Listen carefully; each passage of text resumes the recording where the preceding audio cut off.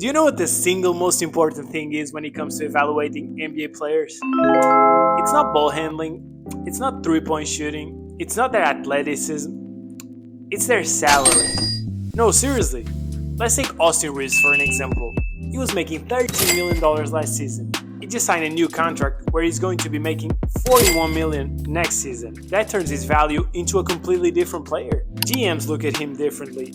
Opposing teams look at him differently. Fans look at him differently. He's expected to do a lot more. That's why you see these numbers being pulled out in literally every NBA debate. Because when it comes to team building, these things matter. To put this in perspective, teams have a salary cap of $164 million. Most teams are pretty above that.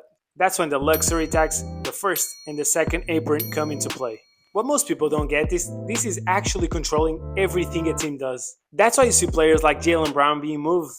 The Celtics had the two biggest NBA contracts in history in their books. Jason Tatum signed for $314 million and Jaylen Brown signed for $285 million. This is extremely limiting, and that's exactly what Brad Stevens said in his press conference. He felt that he was very limited in what he could do to improve the team. On the other end of the spectrum, there's a catch. Teams have a salary floor of $148 million, and that's why you see a lot of guys being overpaid. Because even though some teams are not that good, they are forced to spend that money into some players. For example, Jeremy Grant is making $34 million next season. I know he just got traded, but Danny Avdia, his former teammate and the best player on the team, was making $14 million. This happened because it was up for an extension when the Blazers had the money to spend, and therefore they were able to do it. Same thing happened to the Nuggets. They had just won the championship, Christian Brown was up to an extension, and they extended him for 5 years, $125 million.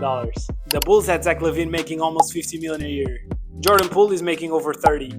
That's why these guys end up on bad teams, because no good team can afford to have a player of that level making that much money. You look at the best teams in the league, Peyton Pritchard is making $7 million. AJ Mitchell is making $3. The Spurs have multiple guys on rookie contracts.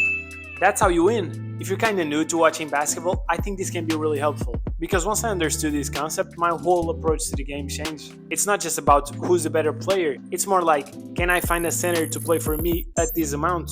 Can I afford to pay this guy $20 million? This is way more important than people think.